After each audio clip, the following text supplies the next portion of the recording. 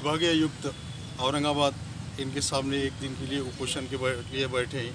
ये वक्फ बोर्ड के पूरे मसले मसाइल है और हमारा बोलना ये है कि वक्फ बोर्ड के माजी मुख्य कार्यकारी अधिकारी एम डी पठान, नसीम बानो पटेल, तड़वी, अनीस शेख और उप मुख्य कार्यकारी अधिकारी माजी फारूक पठान ये जो काम कर रहे हैं, ये लोगों के काम की चौकसी होना चाहिए।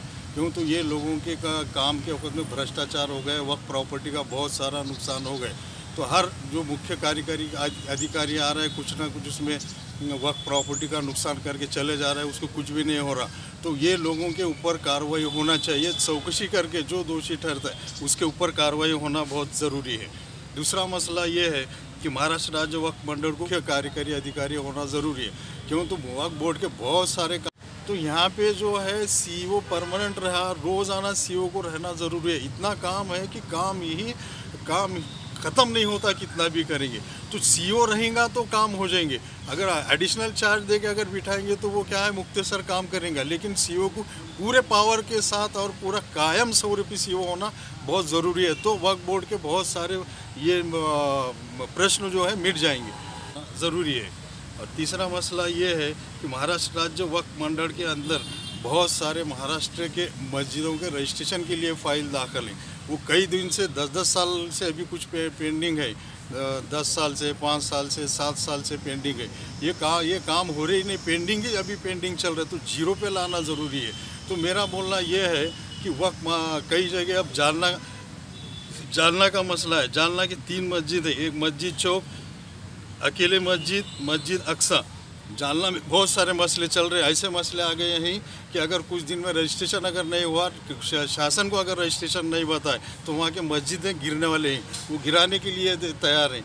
तो हमारा महाराष्ट्र राज्य वक्फ मंडल के कर्मचारियों से, सीईओ से और वक्फ बोर्ड के जो मेंबर्स हैं उनसे, वक्फ बोर्ड के सदस्य से ये गुजारिश है कि आप मस्जिद गिरने के बाद में रजिस्ट्रेशन करने वाले हैं क्या? ये बहुत हमारा इसका जवाब आपको देना ज़रूरी है। नहीं है तो पूरे रजिस्ट्रेशन करके जीरो पे ये लाओ।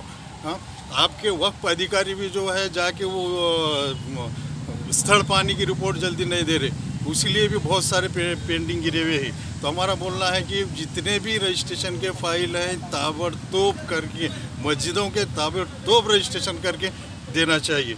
और उसके बाद जो कई सालों से वक्फ महामंडल के अंदर केसेस नहीं चल रहे, केसेस नहीं चलने की वजह से इंक्रोचमेंट इतना बढ़ गया है और बढ़ते जा रहा है।